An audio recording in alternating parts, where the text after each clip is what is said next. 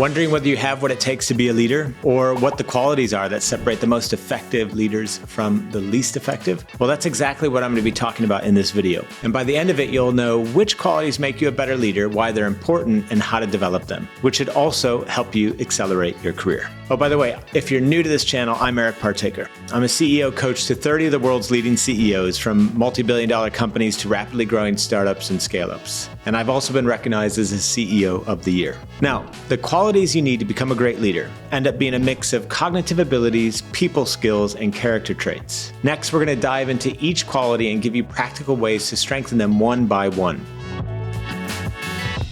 First up are the 3 cognitive abilities, which includes the ability to be what we call visionary, to think critically, and to act decisively. So let's kick off with what it means to be visionary. Now, Marcus Buckingham is one of my favorite authors, and he once said, "Great leaders rally people to a better future." Or to put it another way, a great leader has the ability to paint a picture of what's ahead and get everyone excited about achieving it. Now, this is something I have a lot of experience with, and when I remember back to being part of the early team at Skype, during those first few years, our tagline was, "The whole world can talk for free." We basically envisioned a future where free calls over the internet broke down barriers, closed distances, and enabled the entire world to easily connect and speak with each other at any time, and for free. And we were the David, and the big telecommunication companies at the time were the Goliath, but our vision empowered us to rise up, stand our ground, take action, and eventually win. So you see, being visionary is about having the ability to see the big picture and also plan for the future. And as you can imagine, this trait is crucial for leadership, as it provides direction and purpose and ensures all the efforts are aligned towards a common goal. So how do you strengthen your visionary leadership? Well, first up, you can define your inspiring why. So remember back to my Skype example, our vision statement at the time was, "The whole world can talk for free." It wasn't become number one in the world at providing free calls over the internet or something like that. So ideally, your why should state the positive impact you will have on the world or your customers, not the market position or financial gain that you're trying to achieve. The former is an inspiring vision for the future, the latter not so much. The next thing you can do to develop your visionary ability is to set clear goals. With your vision in mind, you next want to break it down into the visionary goals that will help you get there. So if your vision, for example, is 5 years into the future, then what needs to happen by the end of each year to help you arrive? And then that roadmap is going to guide and align your team. And of course, you'll want to regularly review it and adjust it, because things rarely go to plan, and you still need to be able to respond to the changes and stay on track. The next thing you can do is stay informed. You've probably heard the phrase, "The only constant is change." Well, it's very true, especially with all the technological advancements in this day and age. For example, you wouldn't want to set a 5-year vision and then lock yourself in a room for 5 years and never come out. Visionary leaders continuously educate themselves about changing industry trends, market shifts, and they're the first to consider taking advantage of new tech. Last but not least, if you're leading in a visionary way, it's pointless if nobody understands your vision and isn't reminded about it often. So the key here is to communicate your vision. Make sure you remind everyone of where you're going, how you're going to get there, and the role that they play in the game. You can kind of think of a visionary leader as a lighthouse keeper. And just as a lighthouse guides ships safely to shore by illuminating the way forward, a visionary leader guides their team and organization by shining a light on the future path to success. The light from the lighthouse is steady and reliable, much like the vision that a leader provides, consistent and clear, which helps the team navigate any uncertain times. Next up is the ability to think critically, or in other words, critical thinking. Now, critical thinking is essential to making sense of what's happening in the world around us. You can think of critical thinking like a chess game. Just as a skilled chess player anticipates multiple moves ahead and considers various strategies, a critical thinker has to evaluate different options, anticipate outcomes, and strategically plan the best courses of action. Aristotle had this really great quote: "It's the mark of an educated mind to be able to entertain a thought without accepting it." And one of the key abilities critical thinkers share is that they can consider different ideas and perspectives objectively without immediately accepting or rejecting them. As you can imagine, this has many leadership benefits. You're able to hear all the voices on the team without judgment or criticism. And of course, that's going to make your team feel a lot more valued as a result and help you to make better decisions. You're also able to consider all sides of a problem. and all the potential causes or drivers of the problem so that you're more likely to arrive at the right solution. And critical thinkers are also better innovators, since they're able to shed any preconceived notions about what works or what's possible or what's not possible, and often think through completely random new ideas and still arrive at what's best. So how do you develop this critical thinking muscle? Well, number one, ask questions. Cultivate curiosity by questioning assumptions, exploring different points of view, seek deeper understanding of things. The 5 whys technique, by the way, is a fantastic way to drill down to the root cause of a problem and can help you in this regard. Another way is to focus on gathering and analyzing information. So collect relevant data and evidence before making decisions or proposing solutions. You can use tools like a SWOT analysis, strengths, weaknesses, opportunities, threats, to evaluate situations a little bit more comprehensively. But also remember the 80-20 rule. Often it's 20% of the causes that will create 80% of the effects. And reflect and evaluate. So take time to reflect on decisions and outcomes to learn from experiences and, improve future performance. For example, after completing a project, one of my favorite things to do is, conduct a retrospective meeting to discuss what went well, what could have been improved. And last but not least, encourage diverse perspectives. So you want to foster a culture where team members feel comfortable, sharing different points of views and ideas. Now, it's one thing to be able to think critically about a situation and gather and evaluate the right information, but then you still need to make a decision at the end of the day. And that's where the final key cognitive ability or leadership quality comes in, the ability to act decisively. Being decisive means the ability to make decisions promptly and effectively. Decisive leaders are confident in their choices and are able to act quickly, even in uncertain or high-pressure situations. There's actually a really good study. It was done on over 2,600 leaders from a book called The CEO Next Door. And decisive leaders in this study were 12 times more likely to be successful than their peers.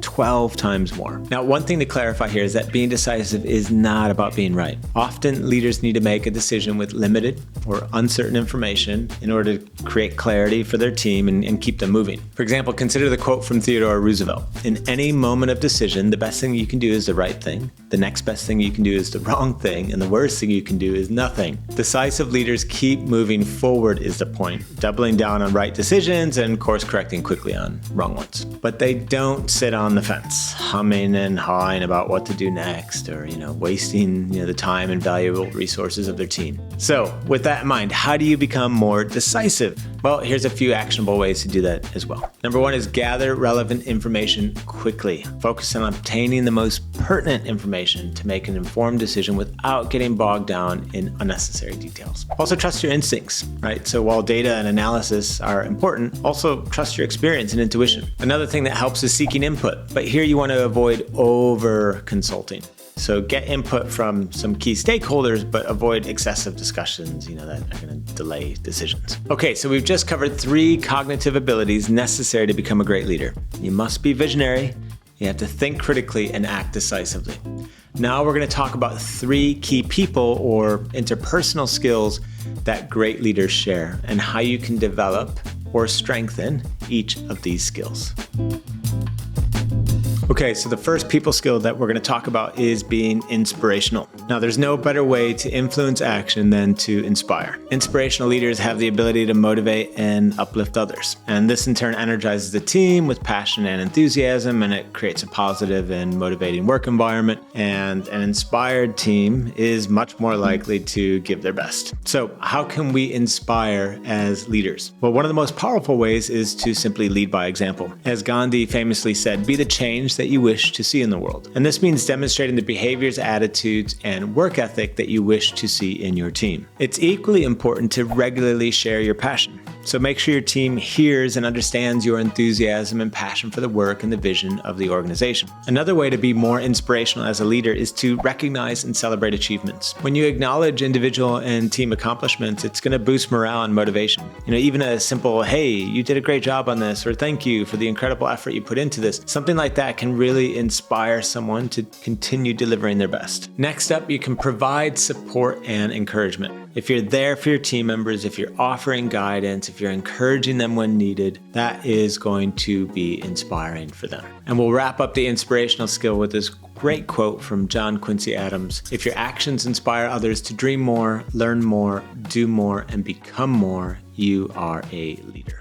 I know I have a lot of early stage entrepreneurs, founders, and CEOs in my audience. And if you're one of them, you need to start consciously crafting your leadership style. And I've built a free crash course to help you do exactly that. In my Ultimate Leadership Guide, you'll learn the 5 big mistakes every new leader makes and how to avoid them, and how to make high stakes decisions with confidence and win back 10 hours a week. You can gain access for free in the description below.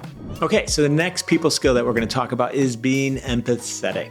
Empathetic leadership means having the ability to understand the needs of others, be aware of their feelings and thoughts, and understand and appreciate how it must feel for them. An empathetic leader puts themselves in their team members' shoes, right? They show genuine care and concern for their well-being. And that emotional connection fosters a more supportive and inclusive work environment. And as you can imagine, team members are going to feel more valued and understood. There's a great study by the Center for Creative Leadership, which found that leaders with high emotional intelligence, which includes empathy, are more effective and successful. In fact, the study showed that 75% of employees consider an empathetic boss to be more effective, and 65% of employees would work harder for an empathetic leader. But unfortunately, there's a gap between the theory and the practice. According to Harvard Business Review, while 78% of senior leaders acknowledge the importance of empathy, only 47% believe their companies are effectively practicing it. So there's a gap that exists between leaders' perceptions of their empathy and employees' experiences. So how can we close the gap and lead more empathetically? Well, here's a few actionable tips once again to help. Number 1, show genuine interest.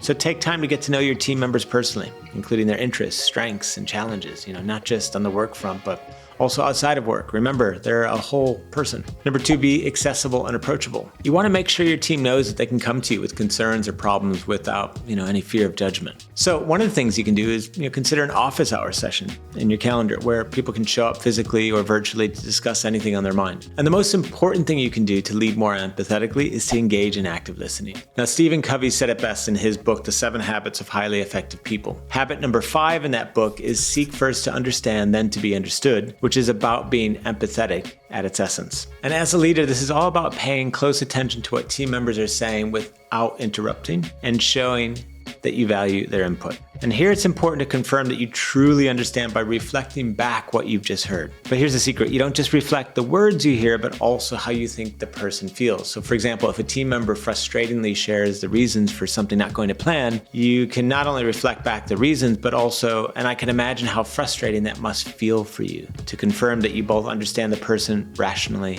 and emotionally. So you want to think of empathy as sort of like the oil in the engine. And just as oil reduces friction, right, between the moving parts of an engine, empathy reduces friction in the workplace by smoothing interactions and, fostering a more cooperative environment. And without sufficient oil, an engine would overheat and fail, and similarly, a workplace lacking empathy can become strained and dysfunctional. As Maya Angelou once said, people will forget what you said, people will forget what you did, but people will never forget how you made them feel. Okay, and the last people skill to develop is becoming a strong communicator. Strong communication skills are essential for great leadership. And if you think about a strong communicator, they can convey information clearly, concisely, effectively. And they're skilled both in verbal and nonverbal communication, which ensures that their message is understood as intended. They actively listen, they provide clear feedback, and they adapt their communication style to suit their audience. And when a communication is strong, it enhances team collaboration, reduces errors, increases efficiency. But when it's poor, it leads to misunderstandings, conflicts, reduced productivity, and at a very heavy cost. In fact, according to the 2022 State of Business Communication Report, business leaders estimate poor communication in the workplace accounts for a loss of 7.5 hours per employee per week. And that lost time costs companies more than 18% of the total salaries paid. And that's a loss and a cost incurred year after year. Now, there's many ways to improve your communication. I'd have to do a whole new video to cover it all, but here are my top tips. Number one, model after great communicators. Steve Jobs, for example, was known for his exceptional communication skills. His ability to articulate his vision and inspire both his team and the public was a key factor in Apple's success. And there's actually a really great book I use called The Presentation Skills of Steve Jobs that really helped me improve my communication skills in front of an audience. Number two, active listening definitely helps as well. In fact, I think most leaders need to talk less and listen more to improve their communication. And I'm not going to go into detail about active listening again, but it's essentially what we discussed in the previous section. Next up, illustrate through stories. People love stories. Telling a compelling story can vividly illustrate your vision, goals, objectives. The book Stories That Stick by Kindra Hall is a great resource here. Use a structure. As simple as this sounds, it's often overlooked, but simply taking the time to think through an important point that you want to communicate and writing down the main point together with the supporting point, as well as thinking through all the common questions and answers in advance, that's going to greatly improve how well your message is received. And lastly, to improve your communication, engage in regular communication. I know that might sound silly, but you got to make sure you have regular one-to-ones set up with your team members. And whenever you end a meeting, ask, is there anything here that needs to be communicated to someone else? And be super clear about what needs to be communicated by whom and to whom and by what date. So in short, you could think of strong communication as the glue that holds a group of people together. Effective communication ensures that all team members are connected and aligned and understand what's happening and why, all of which helps create a more cohesive and functional organization. Okay, so up to this point, we've covered the 3 cognitive abilities you need as a great leader. You must be visionary, think critically, and act decisively. And we've just covered the 3 people skills great leaders share. They are inspirational, empathetic, and strong communicators. And now we're going to talk about the 5 character traits that you'll find in great leaders and how you can develop or strengthen each of these traits.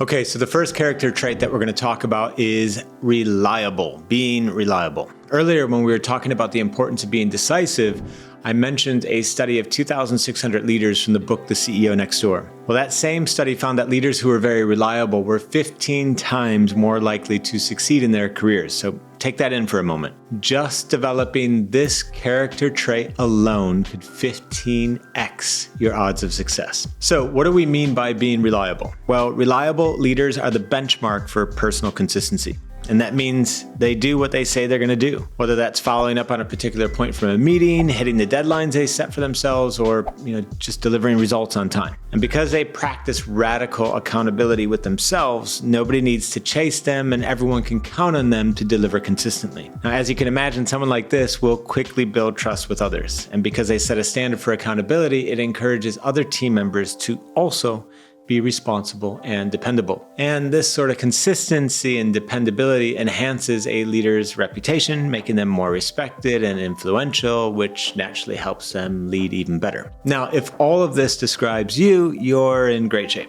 And if it doesn't and you don't feel very reliable today, don't worry. Here are a handful of simple ways you can build your reliability muscle and 15x your odds of success as a result. Number 1, I call this becoming a pro back solver. So really what this is all about is breaking down and scheduling the inputs that lead to the output. So for example, if you have an upcoming board meeting, you'll need to complete the following inputs beforehand.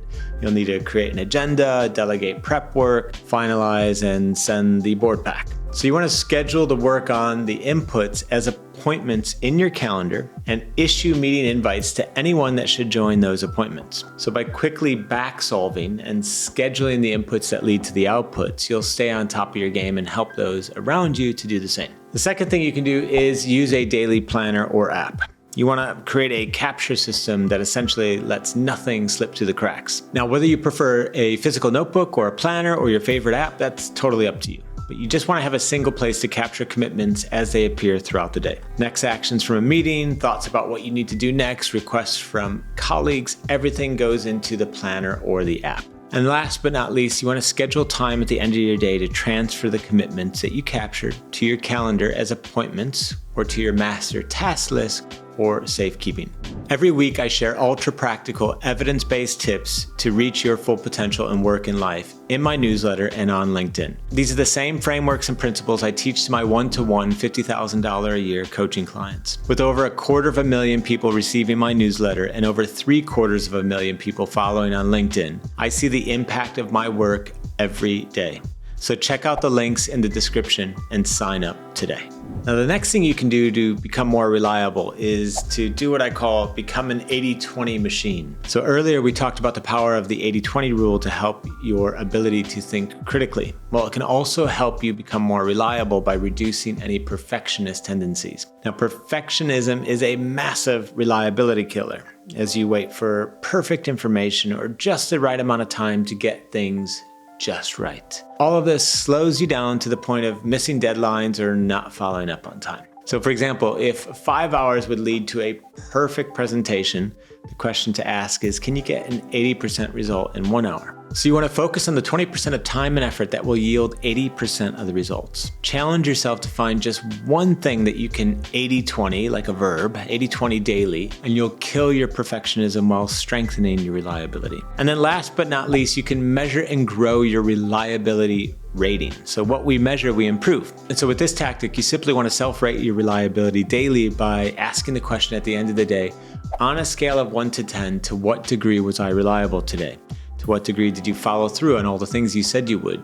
To what degree did you role model consistency for others? And by noting what drives your score and recording it daily, you'll slowly but surely grow your reliability rating over time. Now, if you want to see reliability in action, just take a look at Tim Cook. When Tim Cook took over as CEO of Apple, he was known for his operational excellence and reliability. Everyone knew that they could count on Tim, that he would deliver on his promises and perform consistently, all of which ensured Apple continued to thrive even after Steve Jobs passed away. So next up, we have the character trait of being adaptable. Being adaptable means having the flexibility to adjust to new conditions, challenges, and opportunities. Now, as you can imagine, this is incredibly important in today's fast-paced and ever-changing world, and is essential to make sure a team and an organization remains competitive and relevant. Here are some actionable ways you can become more adaptable. First, you can embrace continuous learning. So stay curious and committed to learning new skills and knowledge. You can attend workshops, read industry-related books, follow thought leaders in your field to stay updated. Next, you want to cultivate a growth mindset. So view challenges and failures as opportunities for growth and improvement. And you can encourage your team to adopt this mindset as well by sharing stories of how setbacks maybe led to certain lessons or successes for you. And another one that I like is to practice scenario planning. And one of my favorite exercises to do this is to ask the team to conduct what I call pre-mortem on their most important goals. So in a pre-mortem, the team fast forwards to a point in time where they imagine they've failed to achieve their goal. And then you want to ask the team to brainstorm and discuss the most likely causes of failure. And then they develop plans to respond to or mitigate the identified risks so that they're less likely to be caught in the back foot, and so that the unexpected is basically less likely to happen. The legend of the phoenix is one of my favorite ways to think about adaptability. In Greek mythology, the phoenix is a mythical bird that, after living for centuries, burns itself to ashes and is then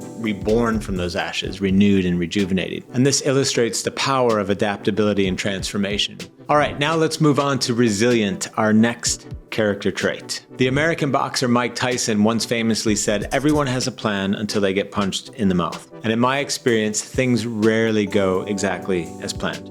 So being resilient means having the capacity to recover quickly from difficulties and setbacks. Resilient leaders maintain their composure and effectiveness under pressure, bouncing back from hardship without losing sight of their goals. And I'm sure you can see how this supports great leadership. Resilient leaders provide stability and assurance to their teams, especially during challenging times, helping to maintain morale and productivity. And the way they model persistence and determination encourages their teams to stay committed to their goals despite the obstacles. And here are a few practical ways you can strengthen your resilience. First up is looking after yourself. And I know this might sound like common sense, but unfortunately common sense isn't always common practice. A strong mind and body significantly increases your capacity for all the things that don't go to plan. So regular exercise, healthy eating, and mindfulness practices can really help in this regard. Next is to reframe your view of stress. Nobody walks into a gym and says, hey, I'd like to get into the best shape of my life. Can you please point me in the direction of the most comfortable weights? We realize stress builds strength with our bodies. And it's the same with building your resilience upstairs mentally. So all the setbacks, frustrations, and unexpected events are like weights in the resilience gym. So when something doesn't go to plan, dig in, lift those weights, and get stronger as a result. As the Japanese proverb states, fall down 7 times, stand up 8. Last but not least, another thing that you can do to help build resilience is build a strong support network. So when experiencing stressful events, it's important to share those experiences and listen to those we trust. Just having one good friend or colleague that you can lean on can be the difference between giving up versus pressing on. J.K. Rowling, the author of the Harry Potter series, provides a fantastic example of resilience in action. Her first Harry Potter book was rejected by 12 different publishers before it was finally accepted. And over 500 million Harry Potter books have been sold since, and J.K. Rowling now has an estimated net worth of about $1 billion. So it's a good thing she didn't give up after the 12th rejection. All right, next up we have humility, our next character trait. Now, humility in leadership means recognizing and acknowledging your own limitations while also recognizing and acknowledging the contributions of others. So humble leaders are open to feedback, admit their mistakes, and are willing to share credit for successes. And leaning into humility has so many benefits. Humble leaders earn more trust and respect from their teams, and since they often seek feedback and actively try to learn from others, humble leaders significantly grow their own leadership capabilities. Humility even improves decision-making, because by considering diverse perspectives and admitting when you don't have all the answers, humble leaders make more informed and balanced decisions. And humble leaders prioritize the needs of the team and the organization over their ego. As author C.S. Lewis once said, humility is not thinking less of yourself, it's thinking of yourself less. So here are some actionable ways to develop your humility. The first thing you can do is admit your mistakes. So own up to your mistakes and view them as opportunities for growth. When you make an error, acknowledge it publicly and discuss what you've learned from the experience. Number 2, share credit. Recognize and celebrate the contributions of your team members. For example, during meetings or in communications, highlight specific examples of team members' successes. Seek feedback. Regularly ask for feedback from your team's peers and superiors to understand your strengths and areas for improvement. And remain open to learning. So embrace a mindset of continuous improvement and be willing to learn from anyone, regardless of their position. Former U.S. President Abraham Lincoln was often cited as a humble leader, and during the American Civil War, Lincoln would often visit the soldiers' hospitals, listen to their concerns, and personally thank them for their service. And that willingness to connect with people on a personal level, regardless of their rank, earned him immense respect and loyalty. If you're enjoying this video, you'll love my best-selling book, The 3 Alarms, and I'm currently offering it for free to my YouTube audience. Among other things, you'll learn how to build your anti-fragility and turn stress into strength, how to avoid the 5 most common traps to reaching your full potential, and how to overcome procrastination and become super productive. So get your free copy in the description below. And last but not least, we have courageous, our final character trait and the 11th overall quality of great leaders. Now, courage in leadership means the ability to confront fear, uncertainty, and adversity with confidence and determination. Courageous leaders are willing to take calculated risks that can lead to innovation and growth, and they're better at driving change, which is essential to survive in a very dynamic, business environment. So how do you become more courageous? Well, the great Roman Emperor Marcus Aurelius provides a clue from his journal Temptations, where he wrote, "The impediment to action advances action. What stands in the way becomes the way." In other words, doing the very things that require courage is what strengthens our courage. So here are my top 3 ways leaders can strengthen their courage muscle. First up is stand by your values. Be clear about your core values and stand firm on them, even when it's difficult, especially when making tough decisions. It's great to be able to refer to them. Take calculated risks.